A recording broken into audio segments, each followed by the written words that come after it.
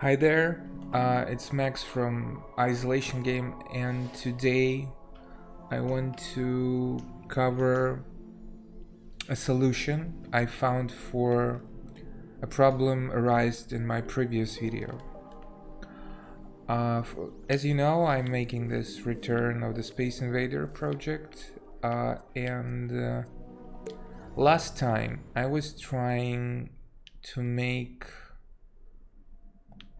my enemies die when they cross the trigger zone, which was pretty big, and it was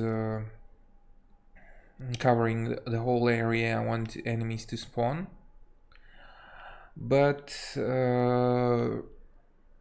first of all, logic was done pretty much wrong. I made a def destroyer inside a microchip for my enemy, and when it was hit by a missile, it just fall down. So I'm gonna now show you. To be clear, I have buttons here that are pressed by the player. So when we press the central button, enemy falls down, and when it crosses, nothing happens because there is no tag. But if we put a tag inside, a tag, and ask our field to detect tag, it detects tags. So now if we get inside and for test purposes we'll make a switch that will be always on, and our missiles that are being shot by these connections will be transferred to the switch.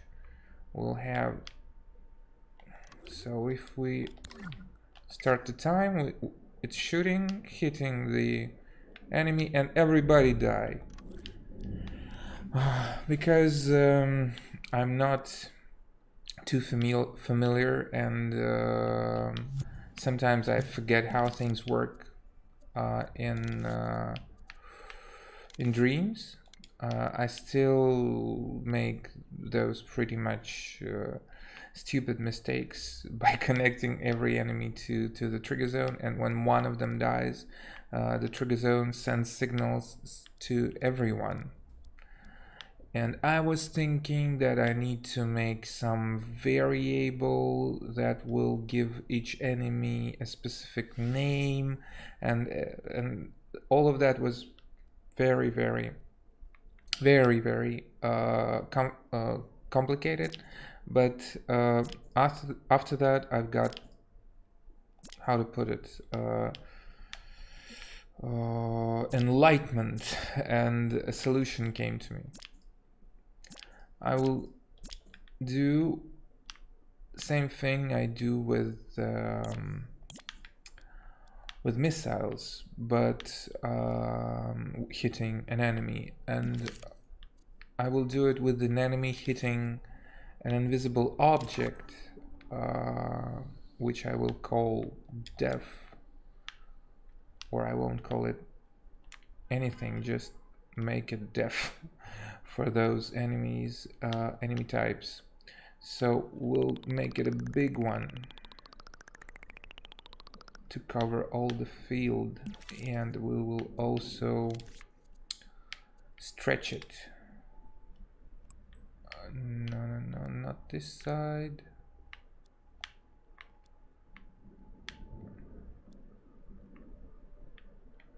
No, yes, on wrong.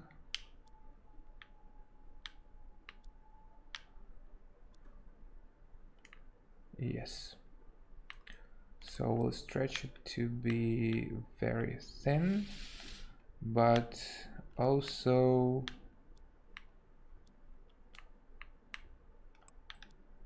we will make it as thin as possible, and we will make it wide. We'll make it a big one to cover all the, for our test purposes, we'll make it cover this field. And now we will delete my previous attempt of logic, and we'll put another impact sensor to our destroyer inside an enemy. So when we'll open this object and make it invisible, we will also make it we'll label it target. So when impact hits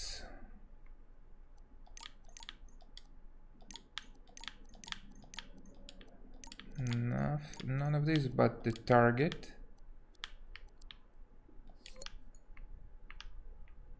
it will die. It will eliminate. Let's see. I guess everyone except him will die the moment we'll start time, but we'll see what will happen with the main one. So it falls down until it's gone. So now we can easily duplicate it, and we will need no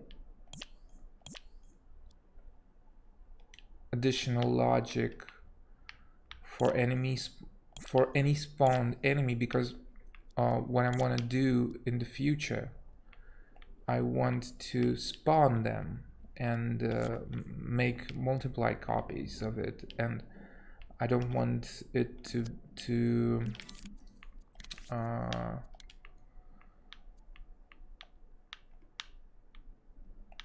take lots of space.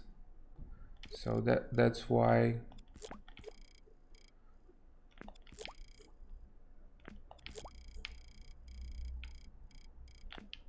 I need them to be self-contained in terms of def.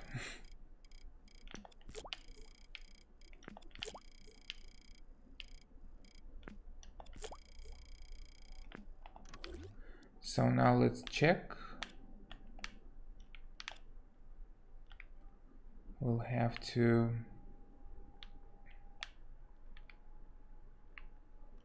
disconnect the switch and connect the missile wires back to the sensor.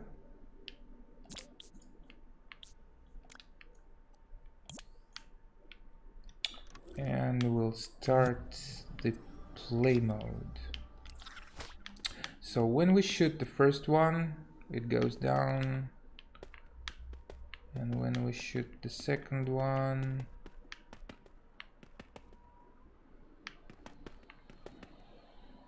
it also, let's check out, goes down and dies perfectly. So that concludes my tutorial. Thanks for watching, and be a dreamer.